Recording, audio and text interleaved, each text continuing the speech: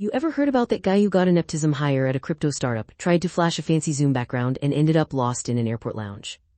Mike got the gig cause his uncle owned the whole damn firm and he strutted into the office like he owned the blockchain. He bragged about his Bitcoin gains while the rest of us scraped together enough crypto to buy pizza. One Monday, the boss forced everyone onto a Zoom call to pitch a new token. Mike swapped his boring wallpaper for a neon cityscape that pulsed like a rave, thinking it would wow the board.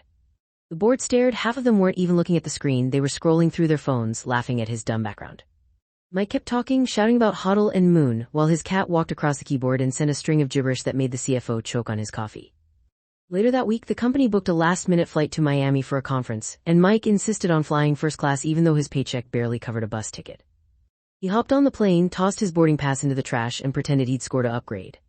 At the airport lounge, he tried to act like a big shot, sipping cheap whiskey from a plastic cup and bragging about his digital empire.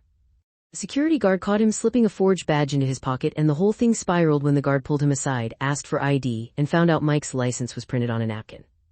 The boss called an emergency meeting, ripped the contract in half, and handed Mike a termination letter on a napkin too.